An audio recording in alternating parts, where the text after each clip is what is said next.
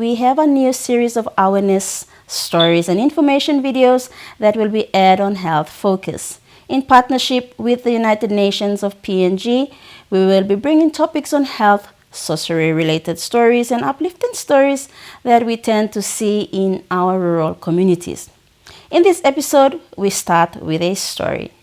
In 2018, Micah moved from the Highlands of PNG to the settlements of Port Moresby and fell ill with leprosy shortly after.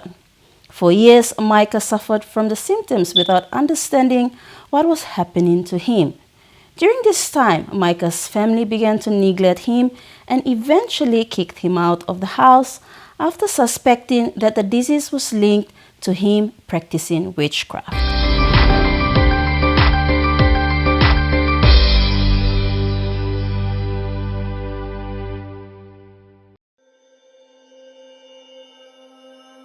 The first symptoms I notified when I was ill with this disease, I felt itchy on my skin. Within the next month and so on, these symptoms began to get worse in a sense that whenever I bumped into an object or when someone touches me on those spots that I have, I begin to feel a burning pain in my skin.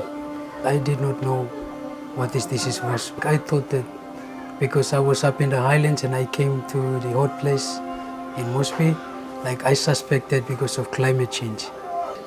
When I was really sick and it was getting worse, my family started to discriminate me. They started to stop supporting me financially, helping me inside of food. Apart from all the discrimination, and they even also suspected that I'm a Sangoma patient because we had an incident.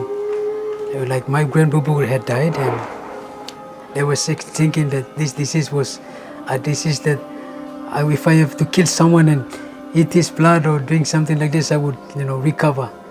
So they were thinking that I was the one who killed my boo-boo. They were suspecting that this would happen again. I would kill one of the family and they suspect me of this. In relation to that, they kicked me out of the house. First time when I was kicked out of the house, I was hanging out in the street. Then our neighbor came, she saw me and she said, she allowed me to go into the house, they cater for me, they gave me a house to sleep and they provide all my necessity. She also had connections with leprosy volunteers, and through them, through this channel, when she told them about me, that's when the leprosy mission came in. They came and they saw the signs and symptoms of my skin and they said, you have leprosy. And they referred me to the 3 Mile Hospital to meet the dermatologist. I was diagnosed for 1 year and I discharged recently at March 4th. My stage of recovery is getting, I'm progressing really well. Some things that I never do it before, I began to do it. Like for example, I'm a guitarist and with this deformity I cannot play the guitar. But now after when I take this medicine now, when I hold the guitar and start playing the guitar, I start to play and I said, oh, that's one sign of my recovery when I noticed through playing my gift as music. I think the most important thing that we can do to completely eliminate these diseases is to make awarenesses, house to house awarenesses. People in the family where they have these people with leprosy within their family must be educated.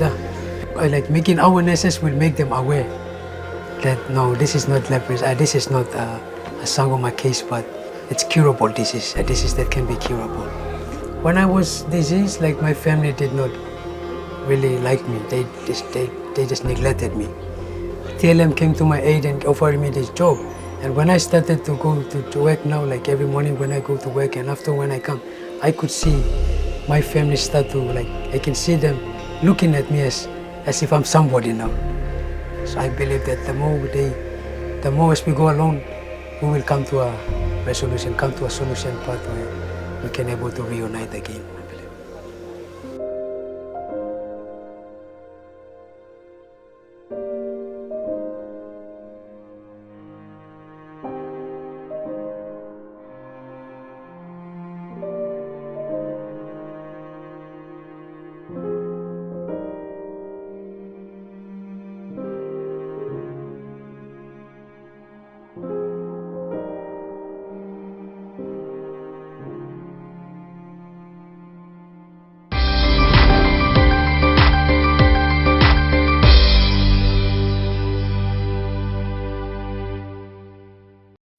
Now, Micah's story is not unique. Due to poor health awareness, many Papua New Guineans with leprosy do not seek treatment and endure severe discrimination from their communities. UNDP PNG is supporting the work of the Leprosy Mission in PNG to identify leprosy patients and to combat the stigma and violence they face.